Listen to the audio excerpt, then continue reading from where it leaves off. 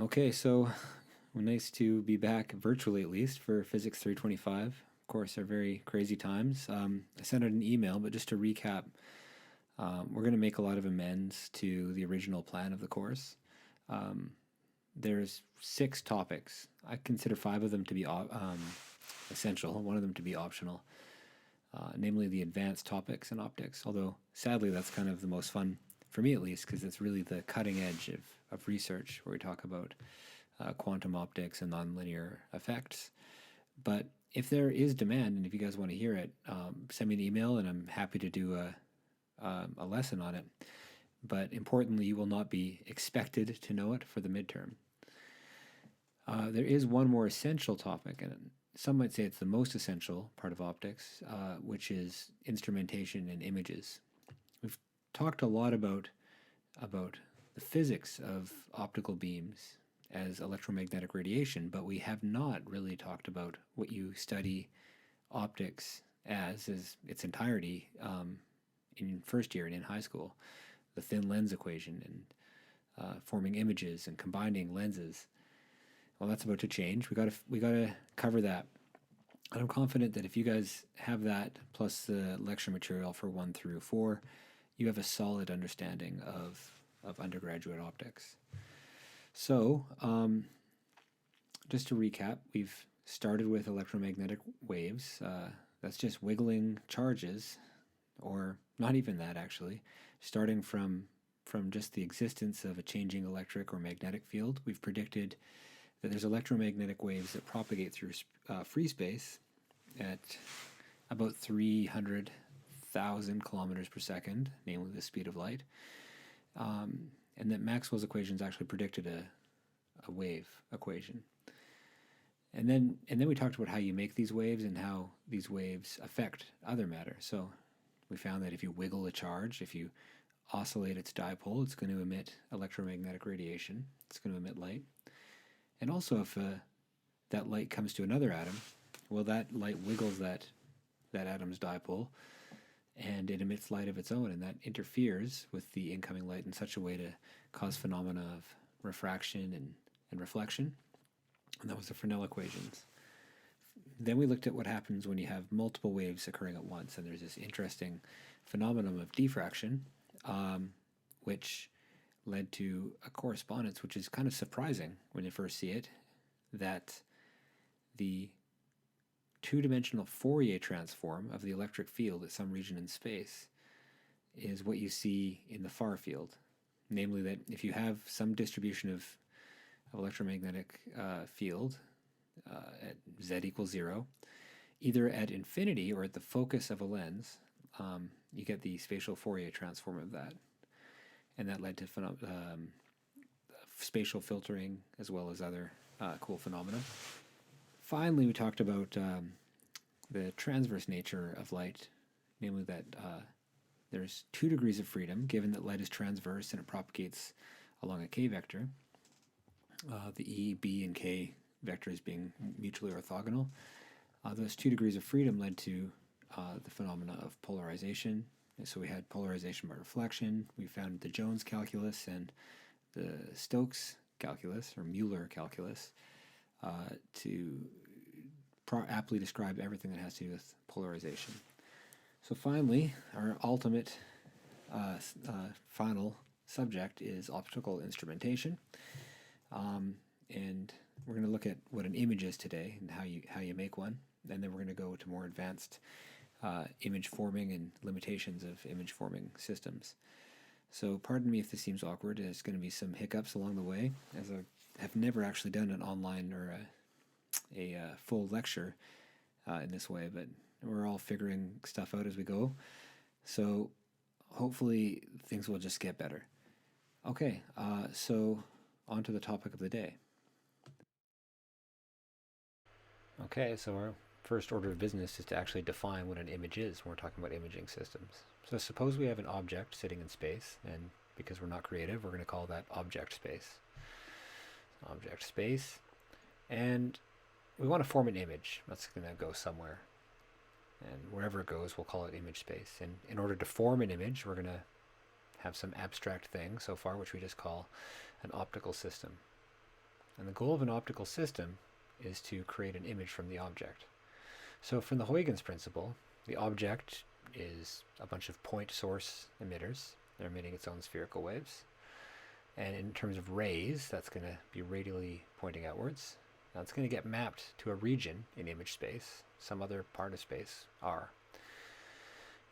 So a point gets mapped to a region, and which is of course just saying we're converging a spherical wave to it. Another point, say a point in this person's toe, is mapped through the optical system to another region, R2. And R2 is just some other region. Now, ideally, that little point on his toe is going to get mapped to a point in image space. But in effect, it's going to actually be a region. So if R2 is a point, then we say that the object, or rather, we're forming a perfect image of the object, similarly for R1. So mapping of point to point implies a perfect image. And that's not going to be true for all optical systems unless we're using the entirety of all the waves. We're always going to lose some information. And it's subtle how that's going to come across. That can be diffraction or just what we're going to be calling aberrations. So let's talk about the simplest way to make a mapping of points to regions. So the simplest such system is what we call a pinhole camera. So we'll write simplest this. Okay, my pen just died, so it's gone. Let's grab a new pen. Okay, simplest system is what we call a pinhole camera. And as the name implies, with a pinhole camera, what you're doing is poking a pinhole through, or poking a hole, very small hole through an opaque surface, and you find that somehow that forms an image. Literally poking a pin through a piece of black paper is a way to form an image. Some of you might have seen this using, say, geometrically restricting array. So some of you might have seen a pinhole camera before in viewing the eclipse. My favorite variation is Ritz crackers. That looks delicious. A bunch of little eclipses there. You can also, of course, buy fancier ones like this sweet steampunk looking one that takes really artsy pictures. What's cool about these pictures is you get kind of an infinite field of depth. We'll talk about that later. But let's talk about how they work. So literally we have a box with a hole cut out of it, a distance L away. The box is length F, and we have poked a hole of diameter A through the box. So we will look at the range of angles of a point, one of the parts of that tree that get mapped to. It gets mapped to a region B. So it can get to B, but it can't get anywhere else because it's blocked. That's the whole process here. Let's look at another ray.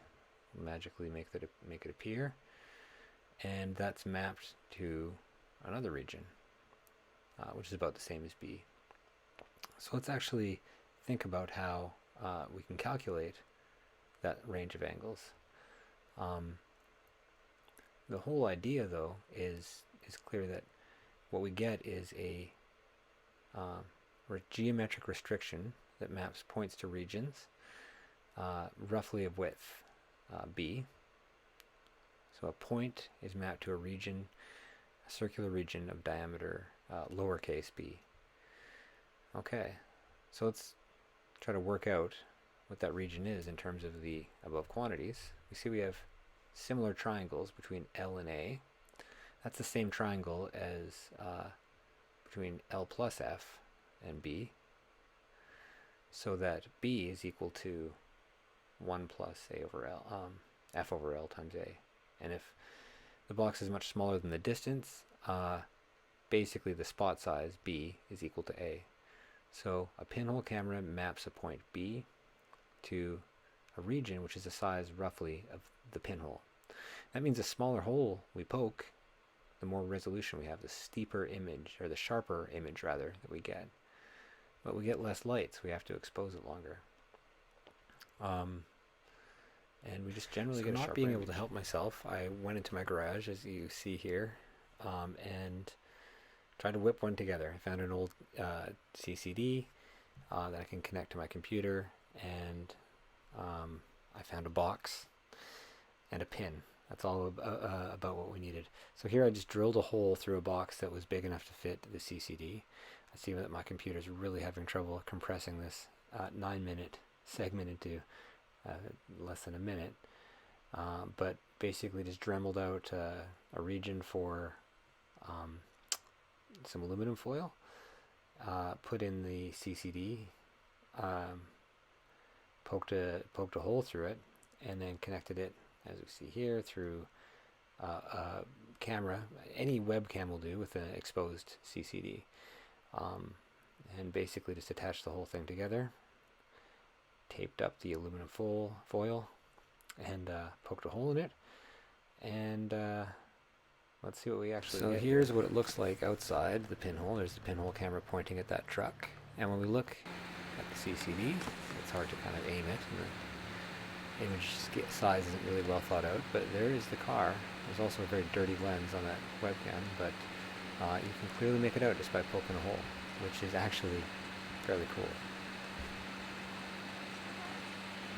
So let's try to quantify how good our image was. Again, we found that a sharper image was due to a smaller hole, to a point, of course, because there are limitations, namely diffractions. There's no pun intended when I said to a point there.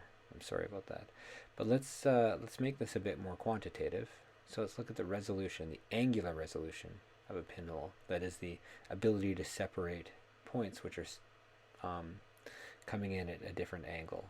Phi, we'll call it. So let's look at the situation here. We have a pinhole camera as before, and so I don't bore you with drawing lines. I'll snap my finger magically and make it appear. We have two regions here, corresponding to the images of the points A and B, and those are just resolved. We say that they're just resolved because they're separated by their diameter. So face on, it would look something like this. We have the red one up top, the green one below, and those are just resolved because they're separated by A, where each one of their dimensions is A. So that gives us kind of a working definition for resolution. But we can do a bit better. We can figure this out numerically, what that'll mean. So we can look directly at the angles that are formed between the two of them. And since they're similar angles, that effectively means that tan phi, which is phi, is b over f. So the angle that is subtended by the dot is b over f, and that is the minimum resolution. And that wraps it up for this part of the lecture. Next lecture, we'll talk about a better way to form images, namely lenses.